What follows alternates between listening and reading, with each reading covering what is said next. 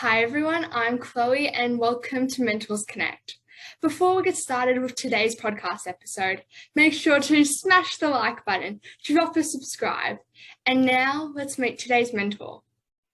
Today, I'm really excited to have Mr. Pradeep on, who is the CEO of the Blockchain Council organization, but I'll let him introduce himself. So thank you, Pradeep, so much for joining the podcast. Thank you, Chloe. So as Chloe shared, I'm CEO of Blockchain Council. Blockchain Council is a global leader in blockchain, crypto, NFT, metaverse certifications and education. And we've been in the space for last 5 years. And it's only in last 1 year that a lot of people are talking about it. But we have been in this game from the very beginning since it was started picking up. Okay, so about me, I've been in the IT industry for 18 years now. I was earlier an IT consultant traveling across the world, suggesting people around digital transformation journey of the companies. So back then, a lot of companies were not even up to the mark when it comes to their internet journey. So you've really been involved in technology like since the beginning, and you've really been riding that wave. Right. So it was more of a digital transformation journey of the organizations that I was helping them with. I've worked with some of the iconic brands like Victorinox, Swiss Army, ICA, TD Bank in US, and so the whole digital transformation journey wherein uh, from offline to online and how online became big for them over the years. So that journey I've been closely a part of.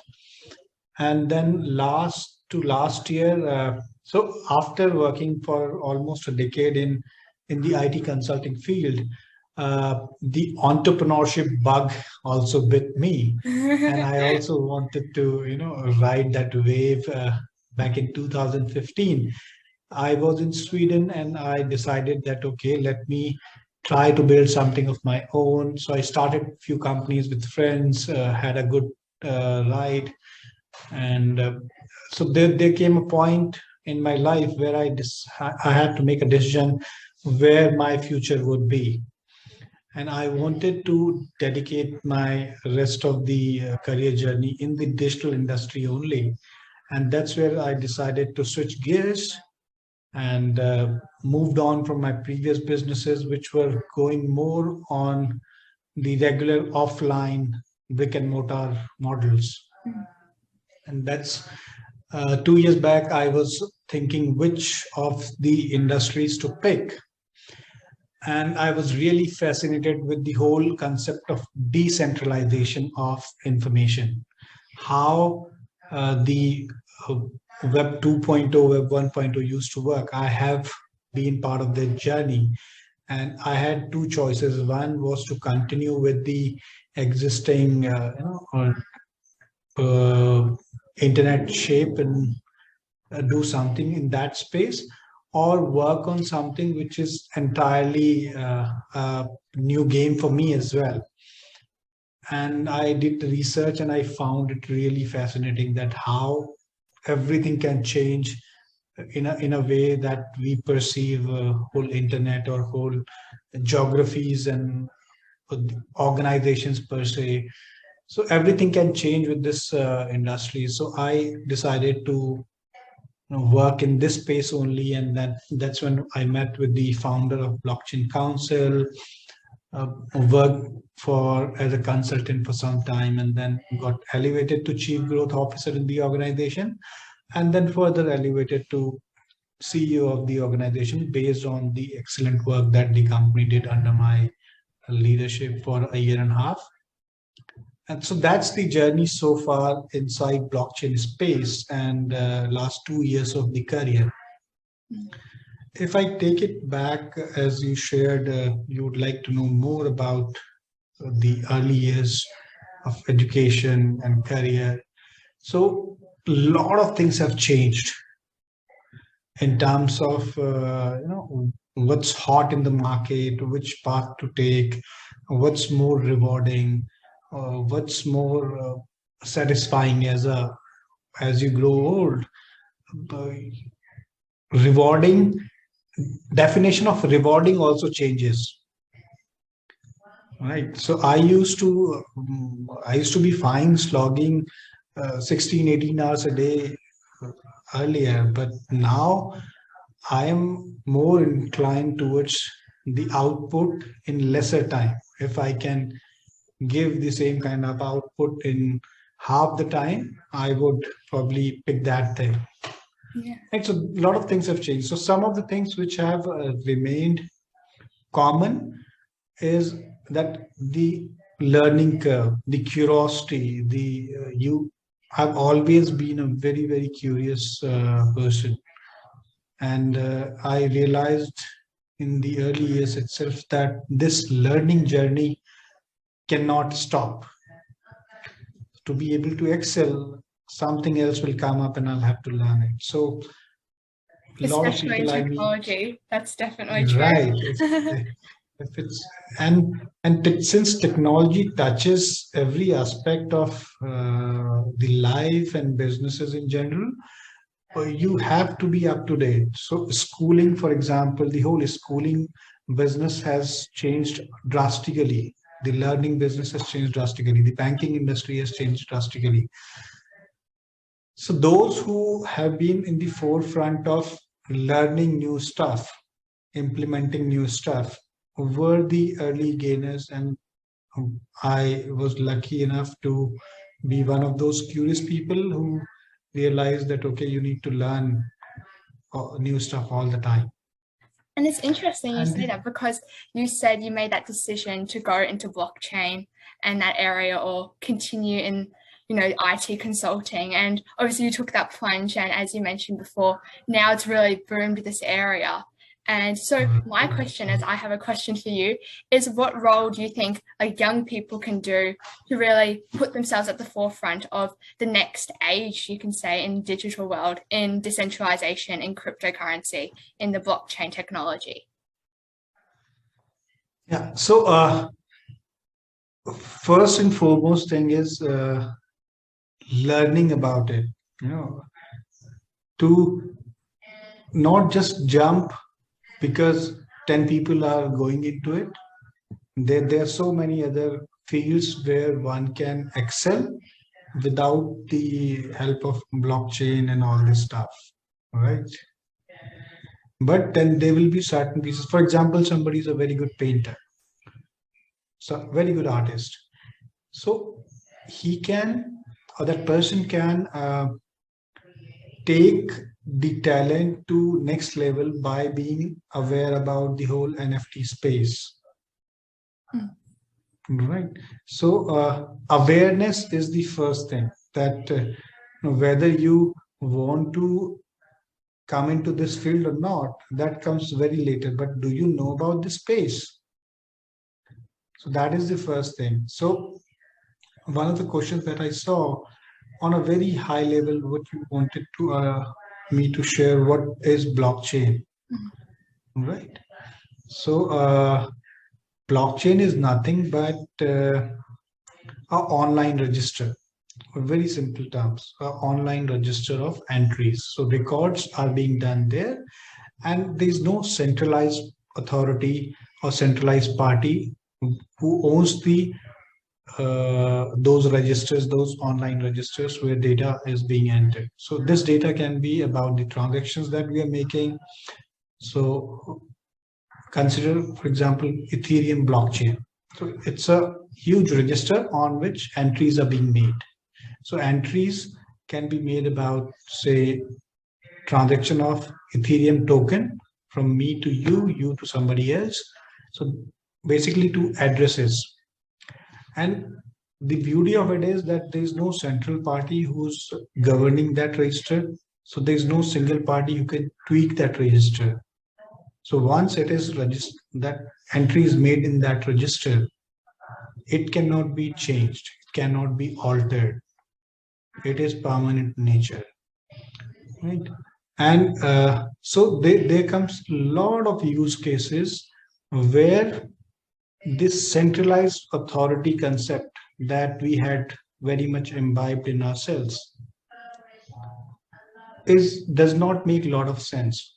Mm. So all the use cases where a decentralized uh, network, a decentralized information sharing is important, and where we can rely more and more on code to execute the uh, business. So that's where the whole blockchain is exploding. The blockchain space is exploding. That's where, for example, if you want to tomorrow become a lender who lends money to, who lends cryptocurrency to hundreds of people, right? And you want to ensure that there is absolutely no interaction or need of people uh, doing anything other than just working on this blockchain, then it is also possible by executing a very smart, very well defined smart contract. So smart contract is nothing but a piece of code that will make your business logics executed automatically. So once that piece of code or a smart contract is written by you, then using that smart contract, it will be very easy for you to lend money to me, lend cryptocurrency to me, and I return to you with certain conditions of interests or whatever late payment. So all that conditions will be placed in that piece of code, and this will need nobody. It will happen automatically. Everything will happen automatically. There's no governing bodies need. There's no no authority is needed in terms of how we typically perceive the lending business can work. So this is where people are finding new use cases every day. Then can we can this ecosystem have another use case where nobody else is needed, just the people who are transacting or interacting in some way? Yeah, and as you've reiterated, Pradeep, blockchain and this technology really, the use cases are endless. And we're really going to see, I think, particularly for my generation, as we grow up, it's going to really be encompassed in every aspect of our lives, as you said, removes the intermediary, no governing authority, stuff like that. So that's really great to hear. So you've given us a really good overview of the blockchain and cryptocurrency. So now I wanted to actually ask you about blockchain and its positives for social good and how it's driving that a lot. Yeah. So there are a lot of charity related use cases also that have come up in this space. And with charity, there's a lot of issues around transparency all the time. So consider a scenario wherein uh, you want to give charity, you want to aid a particular cause. So right now, you just have to trust the party that is taking charity money from you, but you cannot track what is actually happening. It's just the brand that they have over time developed, that you can trust in a way that okay, because it is probably Melinda Gates Foundation or CARE or CRY or World Bank. But with blockchain, the systems can be created in a way wherein every single transaction can be tracked, where it's going. So the ultimate destination of it, where, for example, you want to contribute for a school in, say, Nigeria or Nepal or India, if proper blockchain implementation, smart contract and all is done, that can be easily seen that okay, that amount or that what amount has reached that to final entity, destination entity. So it'll be very transparent in nature, and since nobody can tweak the data, and nobody owns the data, no centralized body owns the data, the blockchain can help bring transparency to the whole charity ecosystem. So that's one clear-cut social use case I can see, and it is already happening uh, around social social plus marketing side of it. There are a lot of work happening, wherein the uh, the celebrities, especially sports and celebrities and people who can influencers, basically their influence can be utilized in the form of social coins. If you heard about social coins and all, so a lot of work is happening in that direction as well, wherein the so consider a scenario 20 years back. For example, there are 1,000 musicians, right? Out of 1,000 musicians, 10 would be getting very good deals from the labels and all. But those thousands could be equally talented in terms of voice and music and all. But there was no mechanism for those 1,000 musicians to have a royalty structure. Only those 10 were getting that kind of opportunity from the record labels and all. And that too was very, very, uh, leaning in the favor of the labels, not in the favor of musicians. Right now, if I'm a musician, I can create my um, I can create NFTs of my creations and sell it for royalty in a way that till eternity, if it's getting transacted, if anybody is buying, selling, using it, I will get royalty. So I don't need centralized record labels and all to get me royalty, and I don't need to track it. So once I have been put as a uh, rightful owner to that creation, I will get the royalty, no matter who's selling what. If my creation is No, I was going to say, building upon what you're saying as well, it's really blockchain putting the power back in the consumer and the people now, isn't it? And taking it away more from those central authorities. Right. So it's becoming very democratic in that nature. So that's again a level of social good that I can see lot of social good coming out of it, because now every creator has the access to the whole world and has the tools to ensure that that person gets his due credit. So again, a lot of innovation is having every day, and I keep assessing a lot of projects in various hackathons and all.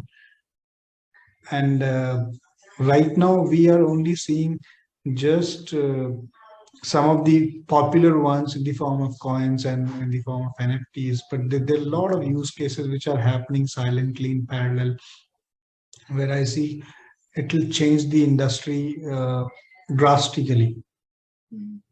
This is just the beginning, isn't it? That's so exciting. Right. Very, very exciting. Yeah, so obviously this is the start of the industry, and I want to now talk more about Blockchain Council, because obviously what you guys do is really great, helping everyone be able to have access to this very fast growing knowledge. And I want to make this point because I was telling Pradeep before how I'm actually a student at the Blockchain Council. I'm currently taking a metaverse course online, and it's actually pretty affordable, which is really good. But what I noticed a lot is metaverse only really came like boomed at the end of 2021, and you've made it really quickly. And I think that's a big benefit now with the online technologies and education, is that you're able to more quickly create these resources and content. Right. So we keep scouting for opportunities all the time. In terms of certification products that we have, we keep looking for how the demand is growing, which side of the demand is growing. So traditionally, we were like more focused on development related courses, right? But as you rightly said, the later half of 2021, it was all about NFT and metaverse, right? So much so that if you just a quick trivia, that Collins dictionary, which they have lexicographers who keep tracking the usage of different words all across the world. NFT is the word. So they published a list of top 10 words of 2021. So NFT was the number one word as per the list. Highest usage word was NFT, and its usage was has grown probably some 11,000% in last 1 year. So that's the mind-boggling, trivia, that how much NFT word was used in last 1 year, and also in top 10 were metaverse and crypto. And then there were a few words related to code and all. But I'm just trying to share how much is the interest globally. So one way we see in our revenues and in our queries that we get, but a third party colon dictionary publishing top 10 certificate, top 10 words being in terms of usage of 2021, and NFT being number one, and metaverse and crypto also being there, which means this is the place, this is the, everybody is talking about it, everybody is trying to know about it. And that's where we started working on metaverse related courses, and we have now working on metaverse developer side of it. Then we also are working on certain pieces around NFT auditor kind of stuff. We are also coming up with a conference, some sort of expo on NFT and metaverse in the first half of this year, later in the first half of this year. So that's also in the plans. So a lot of exciting stuff is on the cards. No, that's it. Like you're talking about how, NFTs, crypto, and metaverse are really up there in the most searched words. And it's funny you say that, because I personally started learning about crypto at the start of 2021, and I obviously became more aware of it. And I remember seeing one day on the TV during the finance segment where they give, the Dow Jones, the S&P 500, and they had cryptocurrency, Bitcoin price. First time I ever saw it. And I'm like, this is now where it's going mainstream. And that's really what we've seen in 2021 is cryptocurrency, blockchain going mainstream. And obviously, as you said, NFTs boomed, metaverse. I never even really thought about the metaverse until everything happened late last year. So it's really exciting stuff. Yes, it is. So it must be pretty exciting then to be working at the forefront of technology. So would you really encourage young people to get into the space and see if they really enjoy it and want to explore that further as a career? Yeah, so I think the beauty of it is that a lot of young people are already into it, right? So when it comes to the gaming, gaming industry had always been, teenagers were probably the biggest users of the whole game industry, and it's just that, for example, I have a 10-year-old son, and traditionally, 5 years back, I would usually see people, parents specifically, asking their kids not to play video games and all. But now I feel obliged, because that's the way industry is changing, that it is need of the hour that my son, he knows about these games. He knows about how the whole metaverse experience is Yeah, wow, that's exploding, unbelievable. Gosh, he's right? onto it. That's good. So the neat side of it was probably always there. It's just that it needs more awareness on the parent side.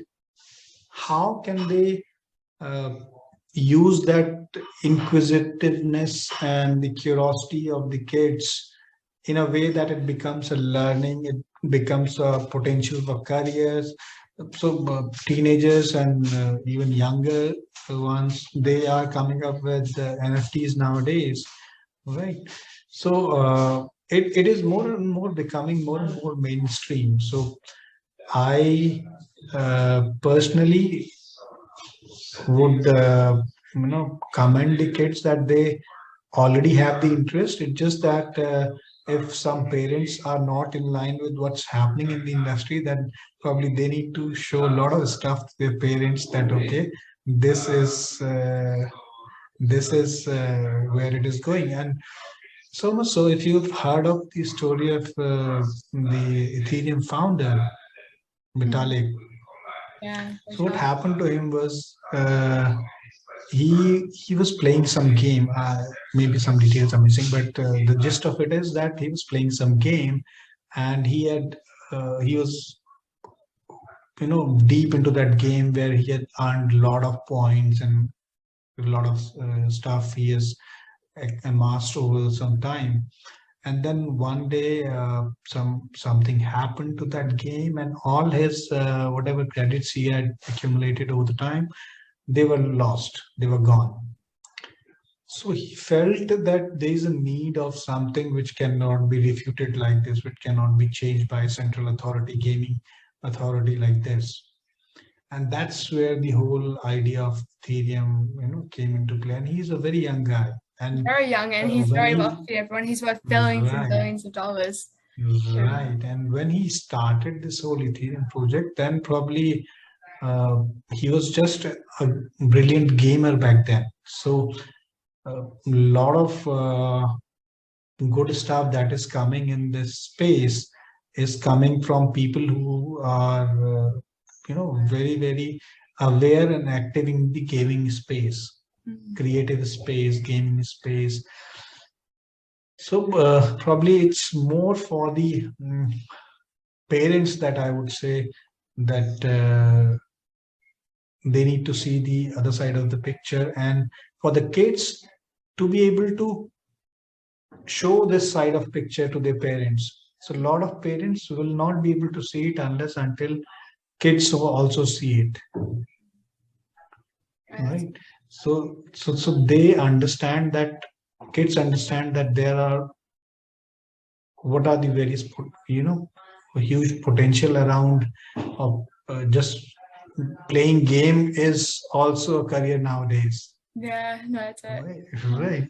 And I'm fortunate that I'm in this industry and I know it by because of my profession. But when I talk to my friends who are not in this industry, they could not believe it that playing game is also a profession, wherein the professional gamers who were given huge sums of money by the gaming companies to play, test their game, and find out things, crack their game, and all that. And it's way high rewards compared to a lot of other jobs that people see are paid well. That's it. So in a way a lot of things have changed, and kids also need to, if they're playing game, then they need to also see in terms of what are the possibilities around playing games as a career. So it's just an example. If they are into, say, uh, they're budding musicians, then they need to see it probably in how NFT space and music is creating new avenues. Right? So aware of the technology around whatever they're doing, and aware of it in a way that it it is a proper revenue stream or career option or business idea, and there's no such barrier of age nowadays that it's not that you have to be 16, 18, 20 to start earning. You can be very well in your single digit age group and can be a revenue generator. No, that's it. And I think what's really good, you mentioned, like for everyone that's watching or listening right now, if perhaps your parents don't know about this area, hopefully you can be inspired by Pradeep and what he's really offering you all today, all this valuable knowledge. So whilst on the podcast, Pradeep also shared some really valuable stories and insights. One thing that probably around the education journey, so it may be of interest to you that I did my engineering in agricultural engineering, so which is like very away from where I am. Yeah. Right. So I'm just sharing because I just want to tell about the possibilities that people have. Right. It is. I started my education as an agriculture engineer, and the typical field that I could have gone into is probably automobile industry and something around agriculture. And a lot of people are doing great there, and I could be there as well. But here I am, right? So it is one cannot be one's journey cannot be governed by the past. Right? The possibilities are immense. This whole blockchain space is very democratic and very accepting in nature. So if so this it's not that dependent on your formal education degree. So you'll find people from all backgrounds who are knowledgeable in the space doing well. So all that you need in this space is knowledge. So the concept of that formal degree somewhere, I'm not saying that that's not valuable. That's perfectly fine. There's so many places that the formal degree will help you help anyone. But then if you're knowledgeable, age, geography, education background, your social background, your financial background, everything becomes irrelevant. If you're knowledgeable, you can be champion in this field. One thing that I also want to share is the importance of health. And you would say that this is very cliche, Pradeep saying this, but everything starts from there, right? So I play football regularly. So I've always been a footballer, and I still take out time to play football 3-4 times a week.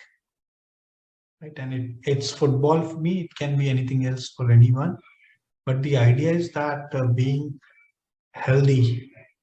So whatever else comes later. Your health is the most important thing that at each stage of your life, each stage of your journey, career journey, you cannot ignore health. So it has to be of first and foremost importance. So family, money, career, crypto, blockchain, everything is secondary. So most important thing is health. So you have to take care of your health. Yeah, that's it. Do you have any other stories you'd like to share, Pradeep? I touched upon the health. I touched upon the complete democratic nature of this industry. I touched upon the background, touched upon the blockchain council. What else? Touched upon the parent-child relationship and how the child can be the teacher at times, especially in these times when the technology is easier grasped by the young minds. So I'm fine and I'm very accepting in that nature where my son, 10-year-old son, teaches me something and I acknowledge it that okay, I did not know it. There's no shame in getting taught by kids because they actually grasp it faster. So he taught me how to play Fortnite. So I was like struggling big time, and it's him who taught me how to play Fortnite. So that's the kind of relationship one can have. I'm not saying that you play Fortnite with your little ones all the time, but I'm just telling in terms of it's easier for young minds to learn technology, and they can teach the senior ones. And that is possibility, and that is actually easier. So me trying to learn Fortnite for a month and then him teaching me probably in a couple of days time, it was easier, right? Yeah, so everyone make sure to take advantage of your young minds and go for it and learn, open your eyes. I have one last question for you, Pradeep, and it's more of asking if you could please give all of our viewers here a piece of advice about perhaps careers, just any piece of advice you think would be of value. Yeah. So one thing is definitely uh, try to be aware of a lot of things, right? So and then focus on few things which and this is probably time old wisdom. It's not something which has changed over time, but the cha- the so I was discussing this sometime back also with somebody that what is one form of being poor that uh, you think people don't understand, and it is actually being poor. So I was telling them that the lack of awareness or lack of not having uh, not being able to think around possibilities. So that is one form of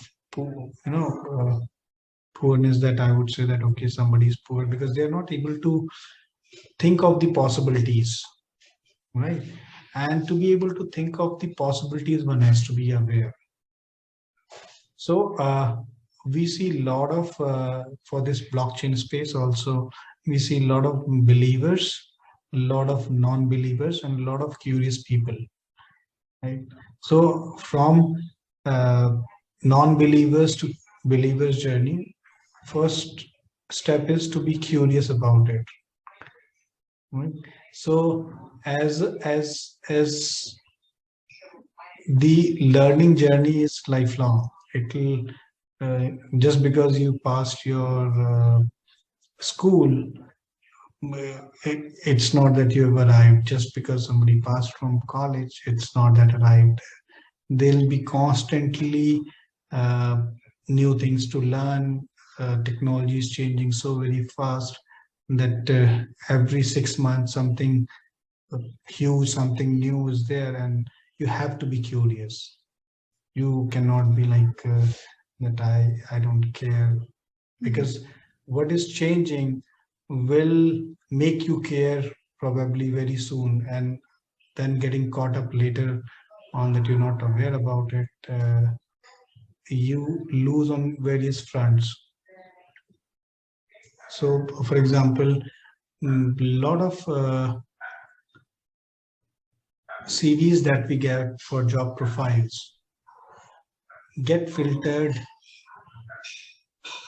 Probably 70% of those get filtered at a level where we realize that these people have not added new skills in last 5 years. So they are good at what they have been doing, and that's only that they can do. They're not they're not very adaptive. They're not reskilled, upskilled. They're not unlearned. So, for example, this term is very common in the corporate industry, unlearning things. So we know that okay, this happens in a particular way, and if somebody is telling us that okay, there is another possibility, and we are not open to uh, hearing that person's out view, okay, what are the that other possibility? So that is our rigidness or stubborn, mental block that is stopping us from learning new things. A lot of time we have to be uh, very open to unlearn what we know. And this will be done like this only because my father said so. No, those times have gone. Your father could be, you know, father could be wrong. So those things are happening, and you should be able to challenge, and you will be able to challenge only when you are aware, when you know about things. So keep learning, keep learning new stuff, be curious about new things. uh, Technology is something that cannot be avoided. So if you say that I'm not good at technology, so I'll not do it, then that's not helping your in a short run, in a long run. No way. If you're not good at technology, learn it, be better at it. Right. So there's no part of you say no part of life which will be untouched because how technology is changing. Right. So we keep sharing the case studies of mammoth companies who were like, for example, Nokia's, BlackBerry, Nokia. So these were some of the, so probably not, it may not make a lot of sense for you because you've not seen how big Nokia or uh, Yahoo for that matter. Yahoo you may see still, but Nokia you don't see anymore. But there was a point in time wherein Nokia could have bought Googles of the world, right? Similarly, Yahoo could have bought Google, Facebook, all these companies. But there was that rigidness to change with time. Okay. So in corporate world, in the industry, it is very famous that you have to keep changing with times, otherwise you'll not be able to survive. So if you feel that okay, if as a youngster you feel that I'm I suck at it, I'm really bad at it, then do better rather than just leaving that at that that step where you're not good at it. Because I find a lot of people who say that I don't understand crypto, so I will not invest in it. So I said that's fine. If you don't want to invest in it, that is fine. But you can at least try to understand crypto. You can say that I understand crypto, but I'm not investing in it. It's fine. But you're saying that I don't invest in crypto because I don't understand it. That is lame. Understand about it. And as you're reiterating, just because you don't understand it now doesn't mean you won't understand it in the future when you learn. Correct. Give time to it. Make time for it. Try to understand it. So you, that's where the journey begins, when you try to understand things. So everyone, as Pradeep has all told us, remain curious and upskill, and don't let anything stop you. If you have a mental block, continue learning, keep on trying. And no, thank you so much, Pradeep, for being on the Money Buddies podcast. I think it's going to really, everyone that's watching and listening right now is going to gain a lot of value, and we really appreciate you coming on tonight. Thank you. Thank you, Chloe, for having me here.